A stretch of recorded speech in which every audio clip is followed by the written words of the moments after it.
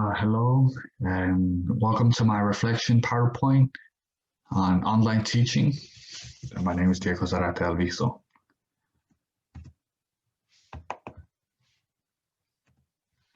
So what did I teach?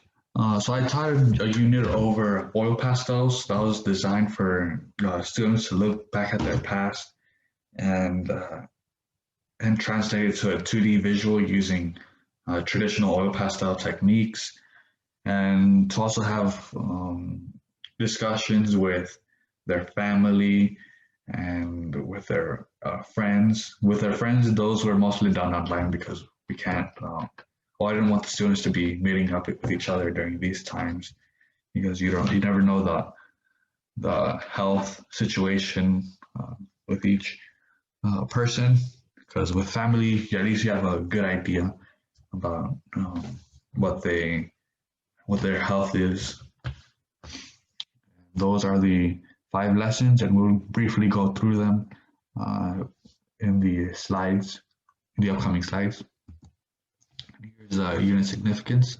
We basically did all of this, but I feel like in the second sentence here, they will learn the technical aspects in the use of oil pastels and techniques to create effects they wish to create.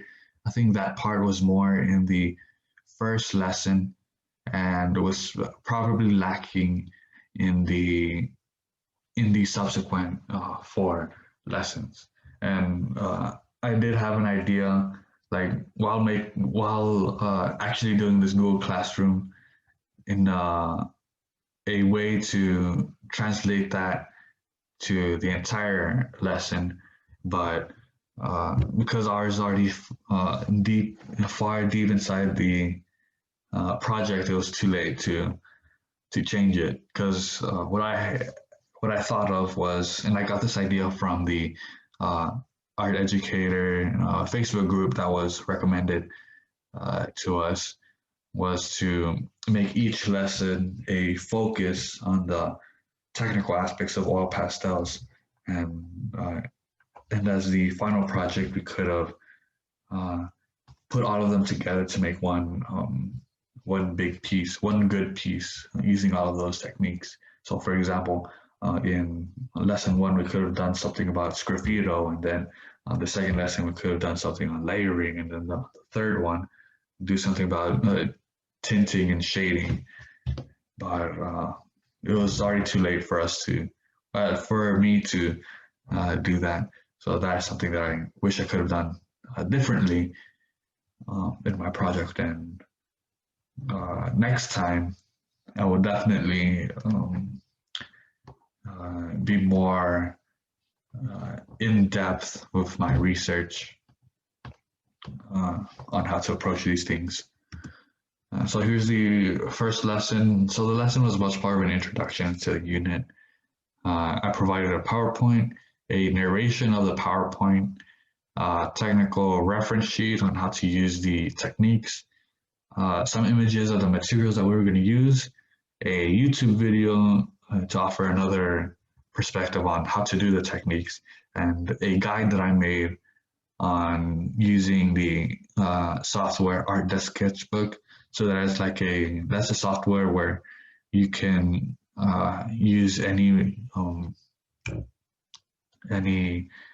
medium that you choose, and that was the only one that I was able to find that did have the oil pastel option. So I was pretty stoked about that, because maybe some students aren't able um, to buy the materials, and I didn't want them to go out and risk their health to just buy these materials that they're probably not going to use a lot, but uh, at least they were able to find something that they can use with other materials that is not just oil pastel. So here's the first lesson. So in all of my lessons, what I did was make a piece of art that was with the that followed the guidelines of the assignment for that lesson. And here's a self-portrait. The first assignment, it was just a free one, a free assignment, a free project, because I wanted them to get used to how to use the oil pastels and get familiar with them. and gave them free reign. I recommended them doing a self-portrait because I forget who said this, but your best model is yourself. So you can never go wrong with doing self-portraits. And on the left side, we have screenshots of the assignment description and the material description, and you also see sources on the top image. Then here's the second one. It's basically the same format, except I also offered a video of myself explaining just what the assignment is, because I got that inspiration from Luis de los Santos, and I found that to be a very useful thing to do for the students so they can actually get to know you. Because I did have a professor this semester where they just put everything online and didn't have any Zoom meetings or any videos like you did, Professor Garcia, on doing like short videos of you explaining the content. And I really find that to be discouraging, because I don't even know who was teaching. I didn't get to know. I didn't have a face to match the content that was being taught to us, and I think that's really important when you're teaching someone something new. You have to have that face-to-face connection with the student, because it's really helpful, and it really boosts their confidence in reaching out to you and asking for help. And that's why I did that video. And if we look above in the supplies and materials section, you see that there is not a lot of sources, and that's something I regret doing, because I did have a criticism in the brainstorming section of this at the beginning of this project, where we were told on what to do, making the wayfinding template to add more sources. And I did try to do that, but I was having a lot of trouble finding places that talked about oil pastel, and a lot of places just talked about the traditional dry pastel medium. And they're somewhat similar, but not really. And it was a really difficult thing to find images for students to look at to get some inspiration that was in oil pastel. But eventually I did find some, but still I did have to submit and use those classical pastel works of art. So here's another one. I added some more sources because I did recognize that issue that I was having. And it was just a basic video and image, which is a color wheel and how to use it. And I included that because I myself have had trouble in the past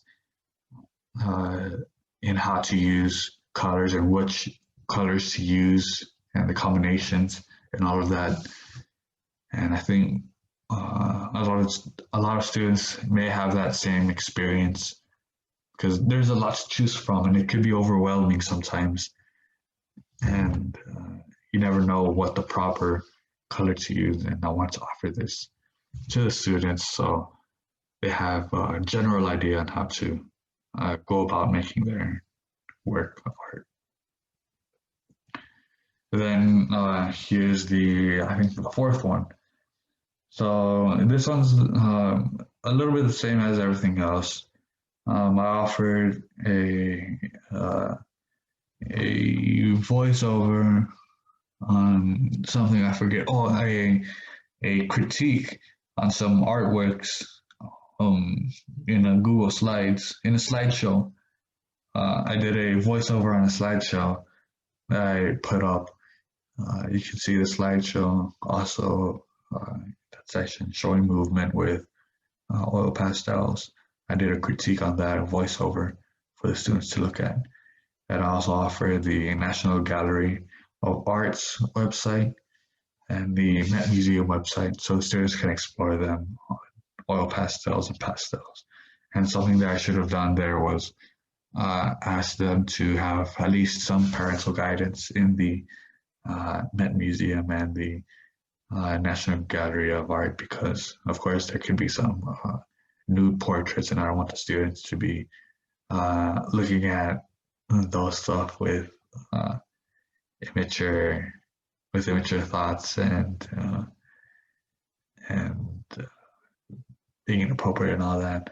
I wanted the parents to be there so they couldn't, so they could have like someone to help them guide, to understand all that stuff and not be scared or surprised or anything else like that. And something else to note of in this lesson is that you see that I have two projects.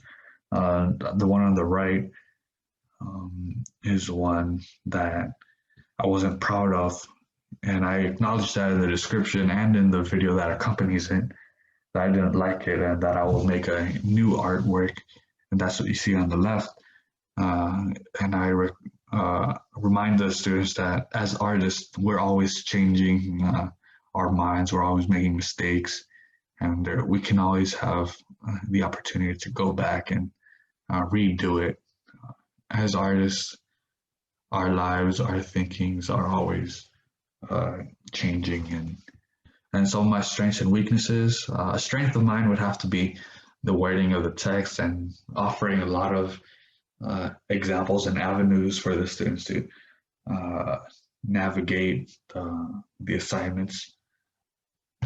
I really find it very helpful when professors or teachers in general are able to offer different pathways in thinking, and I want to do that in my unit, give the students different ways to think about things. And I also offered some somewhat helpful sources for them to look at.